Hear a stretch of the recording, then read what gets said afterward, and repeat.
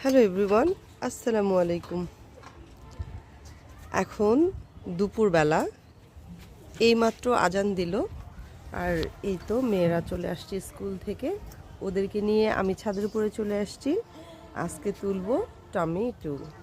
কি তুলতেছো সোনামণি? আমি তুলতেছি টমেটো। এখন আমাকে চাকুতে জলদি দাও। না বাবা, ওটা এমনি টান দিলেই ছিঁড়ে যাবে। ছিল হুম, ওয়াও, সুন্দর না? টমেটো তুলতে তোমার কেমন লাগতেছে বলো তো? মানে এমন লাগতেছে মনে হচ্ছে আমি টমেটো সসের জায়গায় আছি। ও মাই গড। হ্যাঁ, তুলো। দেখেন কি সুন্দর টাটকা নিজ হাতে করা বাগান থেকে তুলছি পাকা পাকা টমেটো। এই টমেটোটা আরও 2-1 দিন রাখতে পারতাম, কিন্তু পাখি সব খেয়ে নিবে। ওই যে একটা খাই দিছে। কই? ওহো, ওই যে একটা টমেটো খেয়ে ফেলে দিছে। আর সবচেয়ে বড় কথা হলো, গাছের পরিমাণ এত বেশি যে আমরা সহজেই এখানে রিস্ক করতে পারি না, ফলে আমাদের সব টমেটো নষ্ট হয়ে যাচ্ছে। আর আমরা ও,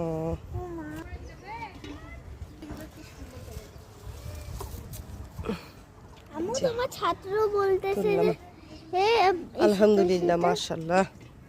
এই যে তুলো। ওয়াও, খুব নরম তাই না? হ্যাঁ, মনে হচ্ছে এখনই হাত থেকে পড়েই যাবে। আমি চাপ গায়ে লাগে। আমার তো ভয় লাগতেছে কিনা। ইস, এর থেকে আনন্দ কি আছে বলো তো?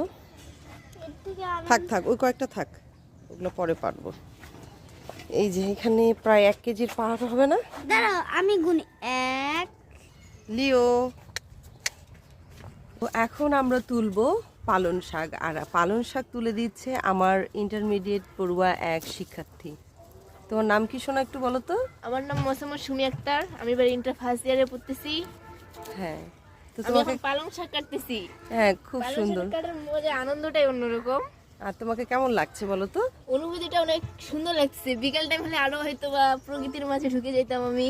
হ্যাঁ, এবং এরা প্রত্যেকে আমার বাগান খুবই পছন্দ করে, তাই না? হ্যাঁ, এবং ওদের প্রশংসা আমাকে আরো বেশি উদ্বুদ্ধ করে বাগান করার জন্য। তো তুলো সবগুলো।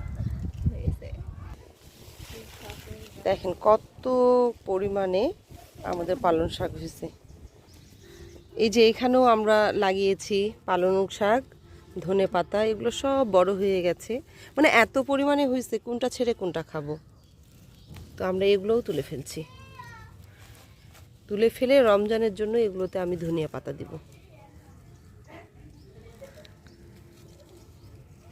এই যে দেখেন পেঁয়াজ লাগিয়েছিলাম, আলহামদুলিল্লাহ আমার ছাদের উপরে পেঁয়াজ হয়েছে।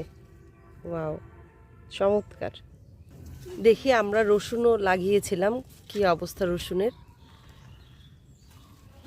কিছুই হয়নি। না, শুধুমাত্র নামতেছিল। আহা হা হা হা, মানে হওয়া শুরু করছিল। কিছুদিন রাখলে হয়তো আমরা রসুনও খেতে পারতাম। আলহামদুলিল্লাহ, মাটির অবস্থা একেবারে অবস্থা শেষ। আমরা এখান থেকে এই যে এই পরিমাণে দেখেন তুললাম।